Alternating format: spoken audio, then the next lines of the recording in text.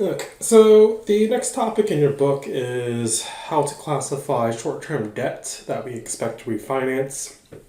We'll skip past that topic for this class, so you don't need to know it. All right, so we'll just move on to explaining the accounting for gain and loss contingencies. So a contingency in accounting is just a possible gain or loss that will occur or that will depend on some future event. In other words, something could happen in the future or something could not happen in the future that would cause us to recognize a gain or a loss. All right, so if we expect it to result in a gain, or if there's a possibility of gain, we have a gain contingency. Loss, it would be a loss contingency. Okay. So with the gain contingency, or just in general in accounting, we tend to follow a principle of conservatism. Right, conservatism pretty much means we'll never recognize gains early, but generally we'll recognize losses early.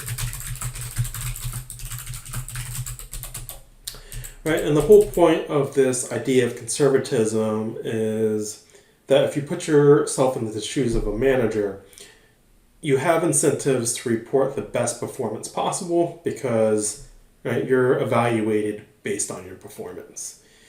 So as a manager, then you have a higher incentive to recognize gains than you have to recognize losses. So the idea behind conservatism then is we can kind of counteract that that incentive to some degree. Right, and so I tell you this because this is kind of an overarching principle in accounting, and it can help you in different areas, for example, in contingencies. Right, so following this principle of conservatism, pretty much if we have a gain contingency, we're never going to recognize it. Right, at most, we might disclose it in our notes to the financial statements, but we're never going to record it. Right, so for example, even if we're in a lawsuit and there's like a 99% chance we're going to win, right, we're just going to disclose it, we're not going to record it. Okay, so we can contrast that with a loss contingency. Right, so for loss contingencies, to kind of jump forward, right, we'll record the loss if it's both probable and it can be reasonably estimated. Right, so in general, the FASB uses 3 different categories of probability to describe if something will happen. Right, the first is probable, which just means it's likely. The second is reasonably possible, so that just means there's a chance it could happen, but a likely won't. And then remote just means there's a very low chance of it happening. Right, so if it's likely that something will happen and we can reasonably estimate what the loss will be, then we'll record the loss contingency. More generally, this slide summarizes how you would account for different types of loss contingencies. So as we just mentioned, if the loss is probable and it's reasonably estimated, we'll accrue it. So in other words, we're going to record it. If, however, it's probable, but we can't reasonably estimate it, you're just going to footnote it. So,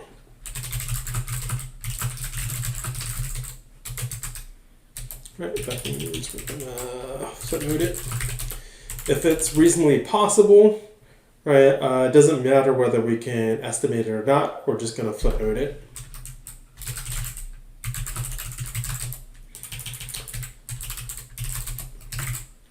Right, and then if the chance of it happening is remote, we're just going to ignore it.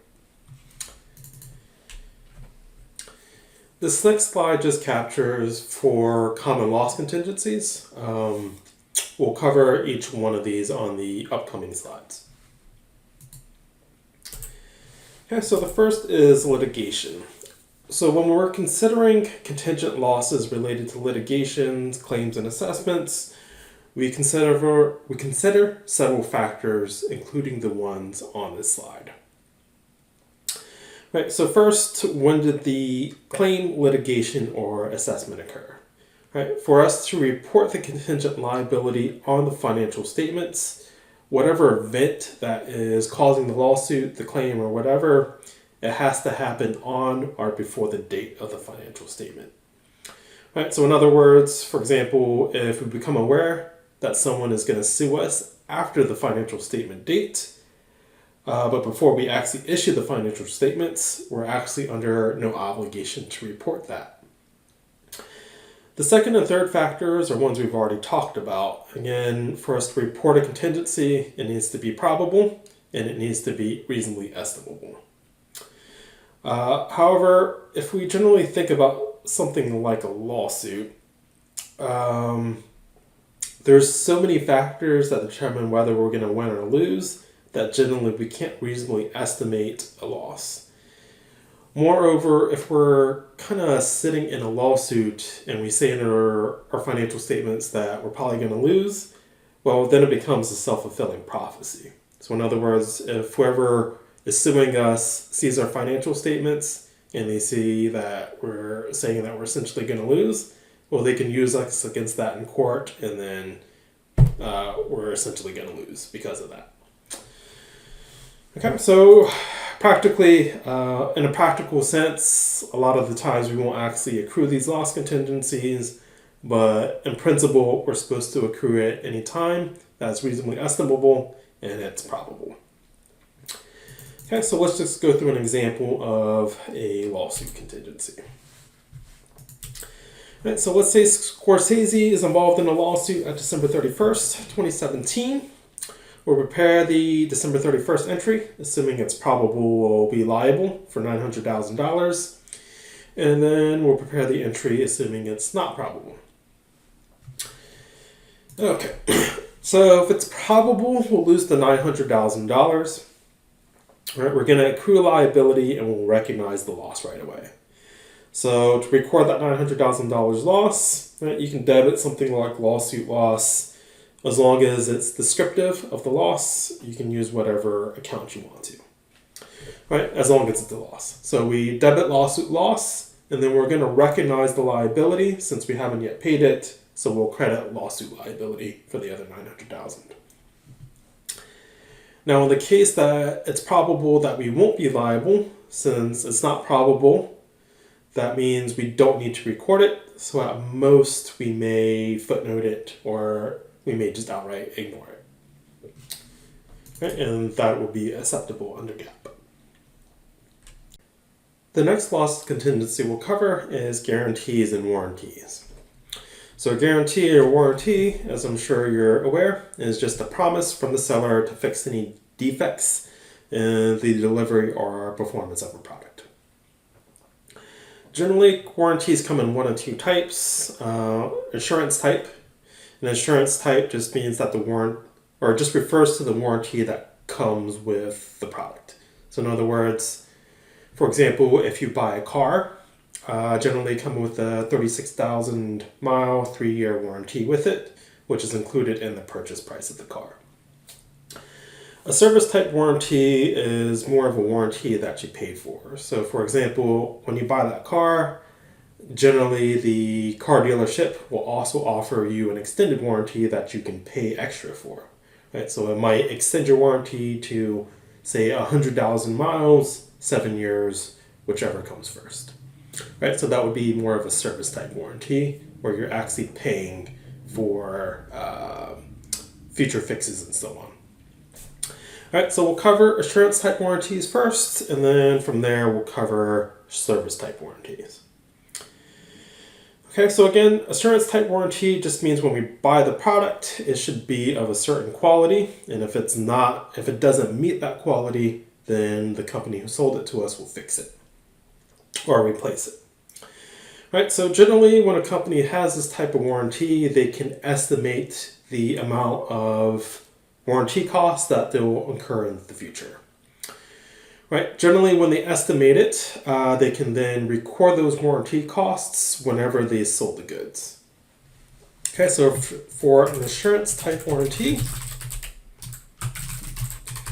right, the company will estimate costs or estimate future warranty costs and recognize them as an expense at the time of sale. Or I guess I should say in the period of sale. Okay. Now, generally, there's two different methods companies will use to record these warranty costs. So there's two methods to record this. So under method one, what happens is they'll record the total warranty liability at the time of sale.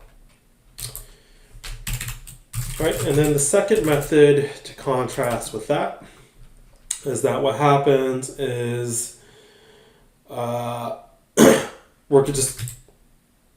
just to summarize it, we'll record the warranty liability as an adjusting entry. Okay, just so you can kind of see how these two methods work, we'll just illustrate it with the example on the next slide. So Denson Machinery Company begins production of a new machine in July 2017 and sells 100 of these machines for $5,000 cash each by year end. Each machine is under warranty for 1 year. Denson estimates based on past experience with similar machines that the warranty cost will average $200 per unit. Further, as a result of parts replacements and services performed in compliance with machine warranties, it incurs $4,000 in warranty costs in 2017, $16,000 in 2018. All right, so what are the journal entries for the sale and the related warranty costs for 2017 and 2018? Okay, so let's just start with method one first, where we record the total warranty liability at the time of the sale. Okay, and so we're going to make journal entries for the sale and the related warranty costs. Just to kind of simplify the journal entries here, we're just going to assume we sell all 100 of these machines at the same time for $5,000 cash. All right, so just so we understand what's happening here, got 100 machines, sold each for $5,000 cash. So our sales revenue in total, right, is $500,000. Tells us each machine is under warranty for 1 year, and we estimate the warranty cost for each unit will be $200 per unit. So again, if we take the 100 machines and we multiply it by the $200 per unit, right, we get out to $20,000. And this is our warranty costs. Or I guess I should say our expected warranty costs. Okay, so under method one, to record the sale, right, we could debit cash for the $500,000 in cash we got, and we can credit sales revenue for the other $500,000. Right. Again, at the time of sale, we can record the total warranty liability. In this case, we estimated that to be $20,000. Okay, so to record that portion at the time of sale, right, we can debit warranty expense for $20,000, and we'll just credit warranty liability for $20,000. Let me just get these rows to line up. Okay, so then in 2017, right, it tells us we also incurred $4,000 of warranty costs. In this case, since we've already recorded the liability up front and the expense for it, right, when we go to pay for the warranty cost in 2017, right, we're first going to reduce the liability because we're estimating that we'll incur $20,000 in warranty costs, well, we just incurred $4,000 of them. Right, so we can reduce our liability by the amount of warranty costs we incurred. And then your credit here will really vary from company to company depending on the type of the warranty. Right, so for example, in some cases to cover the warranty, you might just replace the product. Other cases, we might send out, say, like a service worker, so we incur having to pay for them. and so on. So it really just depends on the context of the company and what's occurring. For this class, to keep this kind of more standardized, I'm just going to put cash / inventory / payroll, just so we don't have to go through all the details of the company. Okay, so now we've incurred this warranty cost of $4,000. Then in 2018, we're now incurring another $16,000 of warranty costs. So we'll actually make a very similar journal entry. It'll just be for $16,000. Okay. All right, so just kind of like a recap for the concept here, right? We record the liability up front. Right, so anytime we record warranty cost, reduce the liability. Right, so remember, this is just method 1, where we're recording the warranty liability up front at the time of sale. Right, so now let's do this using the second method. We'll record the warranty liability as an adjusting entry. Okay, so in this case, 2017, we again have the same exact scenario. We're making the sale of $500,000 for the machines. So again, debit cash, we'll credit sales revenue. Okay, again, both are for $500,000. Now, again, before we recorded the warranty liability at the time of sale, this time we're just going to wait to do it until the end of the year. Right, so we'll just ignore this journal entry here since we're not recording the warranty liability. So then in 2017, we incur again $4,000 in warranty costs. In this case, since we haven't recorded the liability up front and we're incurring the cost, we can recognize warranty expense for $4,000. Right, and since we actually provided the service, again, we can credit cash, inventory, or payroll for this portion.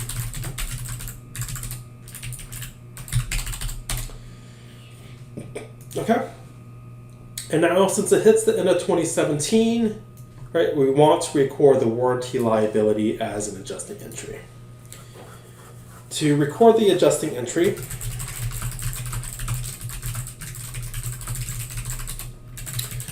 we need to understand what's really going on here.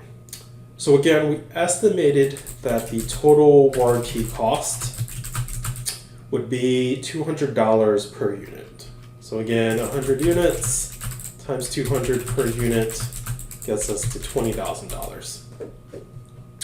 Now, over the year, we just provided $4,000 of warranty, right? So we've already provided $4,000 of the $20,000. So the remaining warranty liability at the end of the year is just equal to $16,000. So what that tells us then is that for our adjusting entry, we'll credit warranty liability for $16,000, and the other portion is we'll just recognize our expense for the other $16,000. Right, and so that's our adjusting entry. Right, and then when we go into 2018 and we provide this $16,000 in warranty costs, now since we've already recorded the liability that it's satisfying, we can debit our warranty liability for that $16,000, and then our credit would be to cash, inventory, or payroll again. Okay, so notice under method 2 then, we don't record the warranty liability related to the sale until the very end of the period. And then the amount we record it for will be the total amount minus the warranty costs that we incurred related to the sales in the current year. The next couple of slides just cover the journal entries we just went over. And then that brings us to service type warranties. So a service type warranty is just the type of warranty where you're actually paying something for it. So again, right, if you pay for an extended warranty on something, it's a service type warranty. So before we get into the accounting for this, let's just take a step back and think about really what a service type warranty is. So let's just say, for example, right, you pay me in advance, let's say $3,000 for 3 years to guarantee that your computer is going to work for the next 3 years. Right? In this case, you have a service type warranty, and what's happening is you'll pay me in advance the $3,000, and then I'm obligating myself for the next 3 years to be your computer repairman. Right? So really what's happened here is you're paying me in advance for some future service. Right? So hopefully what this sounds like to you is an unearned revenue. Right? An unearned revenue just means right, you're paying me in advance for some future product or service. Right? So with the extended warranty, service type warranty, it is actually no different. So just to see how this works, right, we'll just go through an example. Let me just point out that after we recognize the unearned revenue, we'll recognize it on a straight line basis over the warranty period. Okay, so let's just say we purchased an automobile from Hamlin Auto for $30,000 on January 2nd. Hamlin estimates the assurance type warranty cost on the automobile to be $700. Hamlin will pay for the repairs for the first 36,000 miles or 3 years, whichever comes first. Now we also purchase for $900 a service type warranty for an additional 3 years or 36,000 miles. Hamlin incurs warranty costs related to the assurance type warranty of $500 in 2017, $200 in 2018. Hamlin records revenue on the service type warranty on a straight line basis. So what entries should Hamlin make in 2017 and 2020?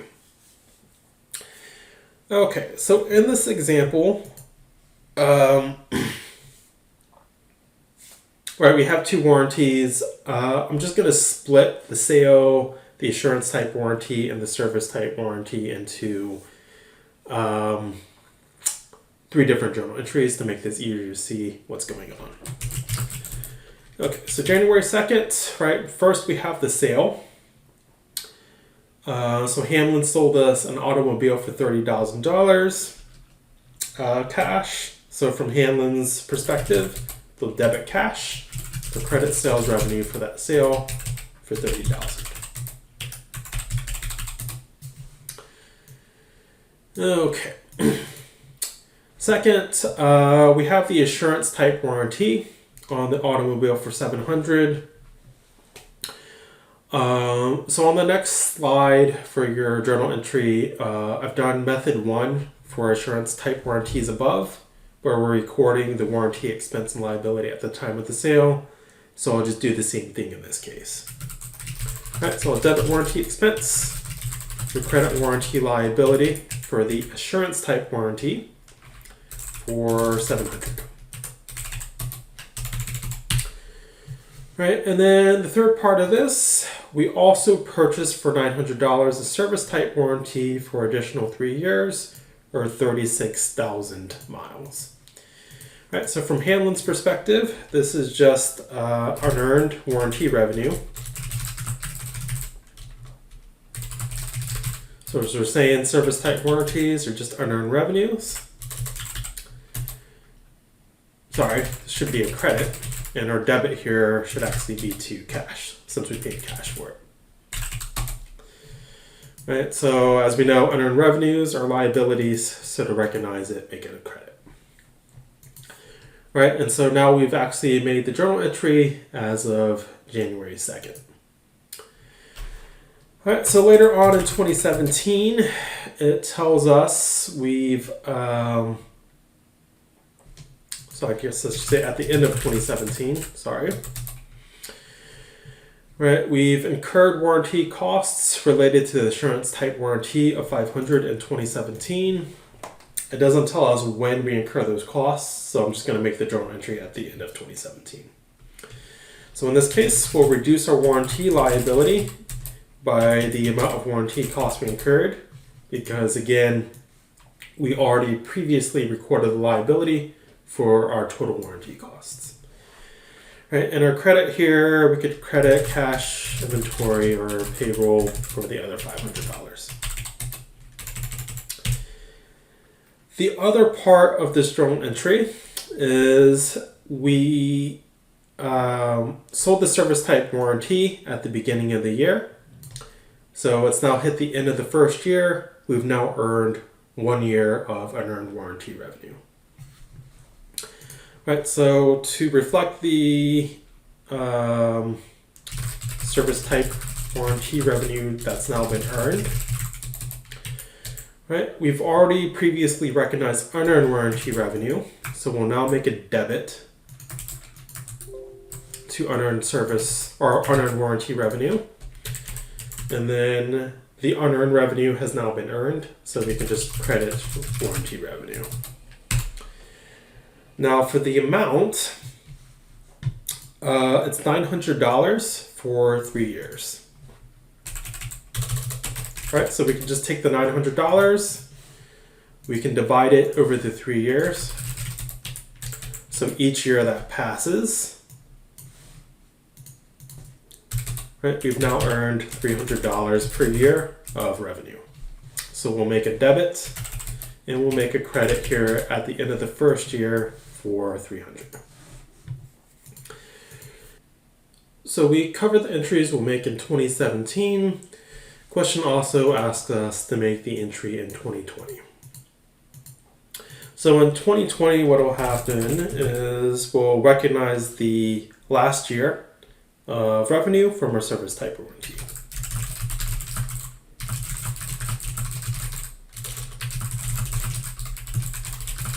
Right, so the entry we'll make in 2020 is exactly the same entry we made at the end of 2017, where we're recognizing 1 more year of warranty revenue. So we would debit unearned warranty revenue for $300 and credit warranty revenue. Right, so the next few slides just show the journal entries we just went over. Again, for the first journal entry, I split the entry into 3 entries to make it easier to see what's going on, but you could combine these all into one if you wanted.